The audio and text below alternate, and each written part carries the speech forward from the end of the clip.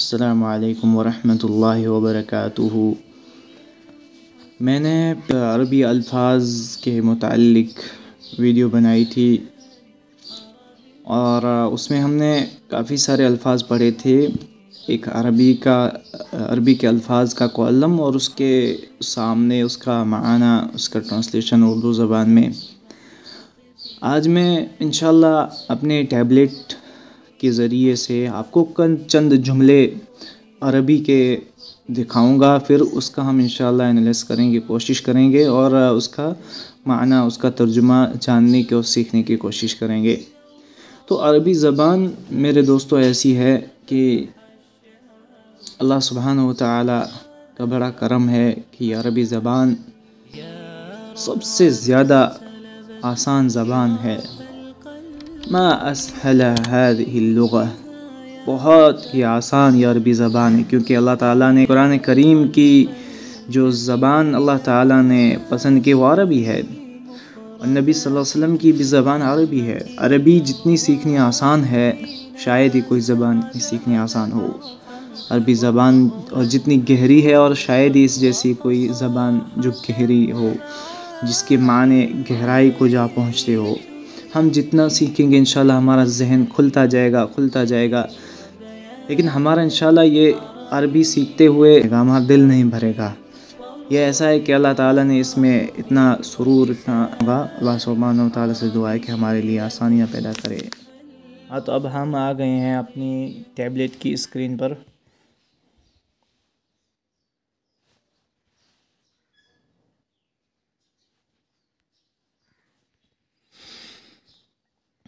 تو جو مجھے آپ کے سامنے جو عربی کے جملے رکھنے تھے وہ یہ رہے۔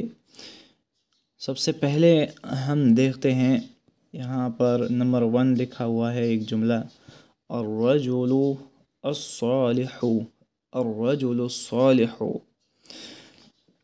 دیکھیے عربی زبان میں الرجل کا میننگ ہوتا ہے آدمی، اور الصالح اس کی صفت، اور یہ ایک جملہ نہیں ہے۔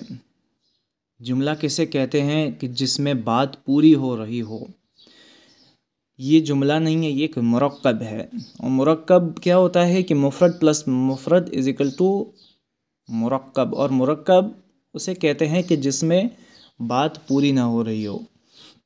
تو الرجل الصالح ملا کر پڑھیں گے الرجل الصالح، جس کا میننگ ہے کہ نیک آدمی۔ عربی زبان میں پہلے ہم الرجل، اس کے بعد اس کی صفت بیان کریں گے۔ اس کو موصوف کہتے ہیں، اس کو صفت کے موصوف یعنی جس کی صفت بیان کی جائے اس کو ہم موصوف کہیں گے، اور جس کی موصوف کی صفت بیان کی جائے اس کو ہی صفت ہی بولتے ہیں۔ لیکن ہماری اردو زبان میں جب اس کا ہم ٹرانسلیشن کریں گے تو موصوف کو ہم بعد میں لائیں گے، صفت کو پہلے لائیں گے۔ جیسے میں نے ابھی کہا کہ ایک نیک آدمی، یا پھر صرف نیک آدمی، اور الرجل الصالح، نیک آدمی، پہلے میں نے نیک بولا پھر اس کے بعد میں الرجل بولا، ٹھیک ہے۔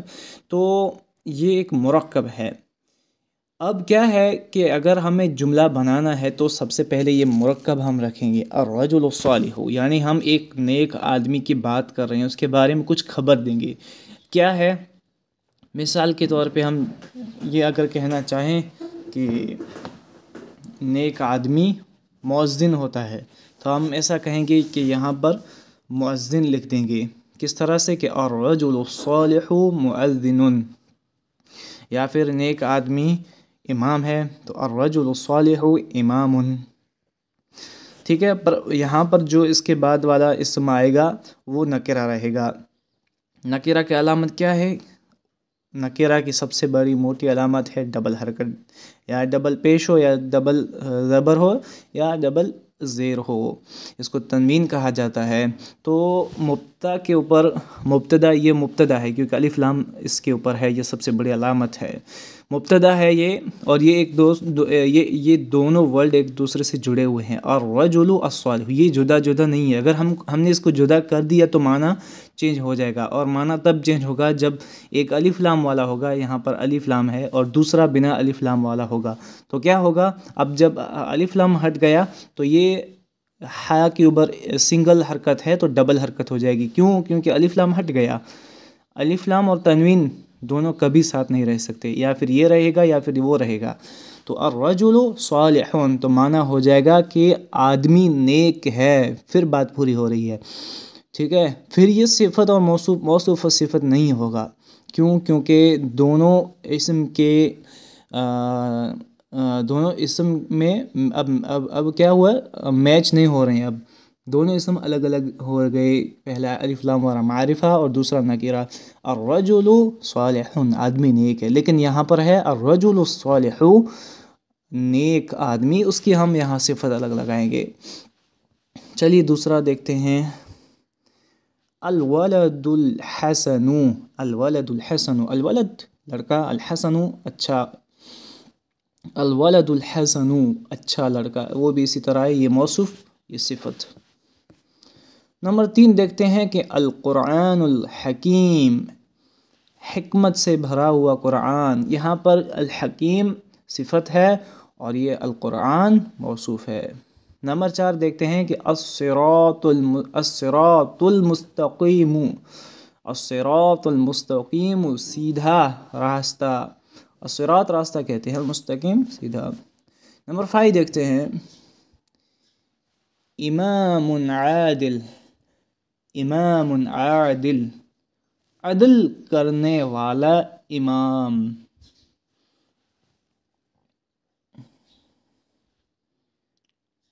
اب یہاں پر یہ بھی ہم کر سکتے ہیں، جیسے کہ امام عادل ہے اور الرجل الصالح دونوں کو ملائیں گے تب بات پوری ہو جائے گی. جیسے امام عادل اور الرجل الصالح امام عادل، کہ نیک آدمی عدل کرنے والا امام ہے یا امام ہوتا ہے، تب بات پوری ہوگی. تو یہ بھی جتنے بھی ہمارے سامنے یہ جملے آ رہے ہیں، حالانکہ یہ جملے نہیں کھیلائیں کیونکہ بات پوری نہیں ہو رہی ہے، لیکن ہم سمجھنے کے لیے یہ جتنے بھی ہمارے سامنے جو باتیں آ رہی ہے وہ سب کے سب انکمپلیٹ باتیں ہیں، انکمپلیٹ باتیں ہیں جس کو صفت یا پھر نام سے آپ جان سکتے ہیں.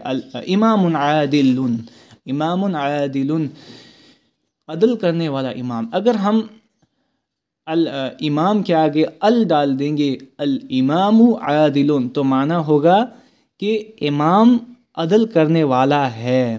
اگر دونوں میں الف لام ڈال دیں گے، الامام العادل، تو یہ دونوں صفت ہو جائے گی کہ عدل کرنے والا امام. اب امام عادل مطلب ایک عدل کرنے والا امام، یا کوئی عدل کرنے والا، کوئی انصاف کرنے والا امام. لیکن الف لام اس کے آگے لگ جائے گا تو کچھ خاص اس کا معنی ہو جائے گا، یعنی کوئی جس سے انگلش میں ہم د لگاتے ہیں، د یا دی کچھ وغیرہ انگلش، تو کامن ناؤنس جسے کہا جاتا ہے، پراپر ناؤنس یہ وہی ہے عربی زبان میں نکرہ اور معرفہ. آپ انشاءاللہ سمجھ سکتے ہیں. نمبر 6 ہم دیکھتے ہیں کہ حرب طویلۃ، حرب طویلۃ ایک طویل جنگ. حرب کہتے ہیں، ہاں لڑائی کو بھی کہتے ہیں، سوری جنگ لڑائی، حرب لڑائی، ہاں. تو حرب طویلۃ، اب یہاں پر طویلۃ کیوں آیا ہے؟ یہاں پر آنا چاہیے طویل. اس کی وجہ میں آپ کو بیان کر دیتا ہوں کہ ہم سب کو اتنا بیسک ضرور پتہ ہوگا کہ جس اسم کے آخر میں ایسی گولتا ہے جس کو عربی میں تائے مدورہ غالباً کہا جاتا ہے، تو حربتن اگر ہوگا تب طویلتن آئے گا. یہ ظاہری ہمیں معلوم ہوتا ہے، یا پھر ہمیں ظاہر اس کا معلوم ہے. تو یہاں پر ہمیں معنی آنا چاہیے جو حرب لڑائی ہے وہ مؤنث اسم ہے، وہ مؤنث ہے، مؤنث سماعی اس کو کہا جاتا ہے. لیکن ہمارے اردو زبان میں بھی حرب لڑائی ہم مؤنث استعمال کرتے ہیں. حرب طویلۃ ایک طویل لڑائی. ٹھیک ہے، اب ایک میں نے کیوں کہا؟ کیونکہ یہ جو مرکب ہے، یہ پوری جو بات ہے یہ کامن ناؤن میں سے ہے، یعنی نکرہ. 2 حرکت آپ کو دکھ رہی ہے، یہاں پر 2 حرکت آپ کو دکھ رہی ہے. ٹھیک ہے، تو حرب طویلۃ. اس کے بعد ہم دیکھتے ہیں المعلمان الصالحان. المعلمان، معلم واحد اور اس کا مثنی معلمان، یعنی 2 معلم، 2 علم سکھانے والے. الصالحان نیک، المعلمان الصالحان 2 نیک یا 2 صالح معلم۔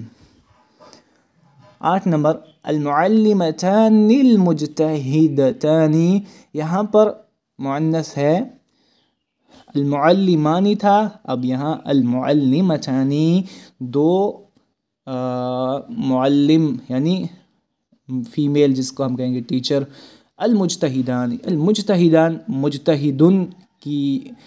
مجتہدن کی جو مؤنث ہے مجتہدتن، اب مجتہدتن کا مثنیٰ ہوگا مجتہدتانی، تو بالکل یہاں پر ایک مرکب پورا ہو رہا ہے، المعلمتان المجتہدتان کہ 2 محنتی ٹیچر، فیمیل ٹیچر۔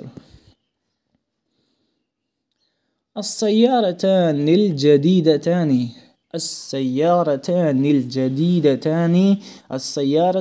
السیارت ایک گاڑی، السیارتان 2 گاڑیاں، الجدیدتان اس کی صفت آ رہی ہے۔ یاد رکھیں جو بھی موصوف کا اعراب ہوگا وہی صفت کا ہوگا، موصوف واحد ہے تو صفت بھی واحد، اگر موصوف مثنیٰ یعنی صفت بھی ڈبل آئے گی، اور اگر موصوف جو ہے یہ جمع کا ورڈ ہے تو اس کی صفت جو ہے وہ بھی جمع میں آئے گی۔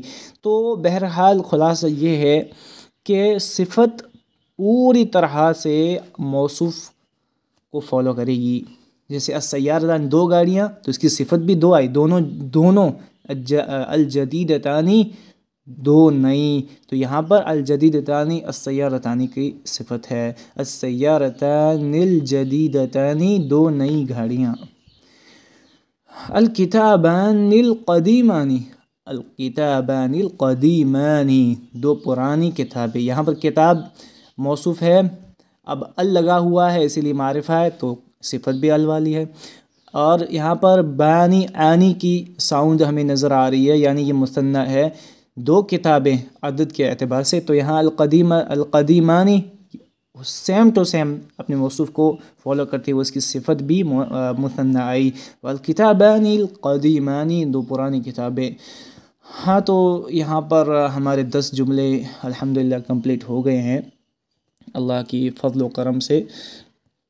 ہم انشاءاللہ اسی طرح کے ویڈیوز بناتے رہیں گے۔ اللہ سبحانہ و تعالیٰ سے دعا ہے کہ رب العالمین ہمیں عربی زبان سیکھنے کی توفیق عطا فرمائے، ہمیں عربی زبان میں دلچسپی عطا فرمائے، اور کیونکہ میرے ساتھیوں عربی زبان یہ اس مقدس کتاب کی زبان ہے، اللہ تبارک و تعالیٰ نے اسی قرآن حکیم میں عربی زبان یعنی اس قرآن حکیم کو عربی زبان میں نازل کیا ہے، تو ہمیں چاہیے کہ ہم عربی زبان کے اوپر زیادہ فوکس دیں، ٹھیک ہے؟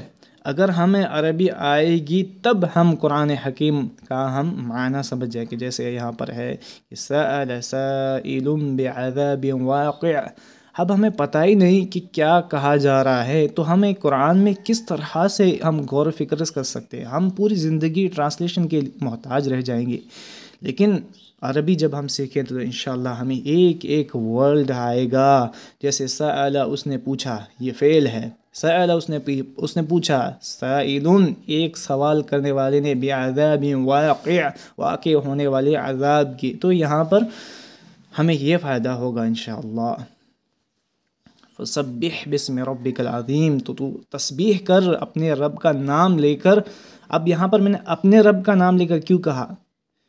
کیونکہ یہاں پر کاف لگا ہوا ہے، ربی کا تیرا رب، ربی ہی اس کا رب، ربیہم ان سب کا رب، تو یہ عربی زبان میرے دوستو اللہ سبحانہ و تعالی ہم سب کو سیکھنے کی توفیق عطا فرمائے۔ اللہ سبحانہ و تعالی سے یہی دعا ہے کہ رب تعالی ہمیں سننے سنانے سے زیادہ اس کی مشق کرنے کی توفیق عطا فرمائے، عمل کرنے کی توفیق عطا فرمائے۔ هذا وباللہ توفیق وصلی اللہ علی النبی، السلام علیکم ورحمۃ اللہ وبرکاتہ۔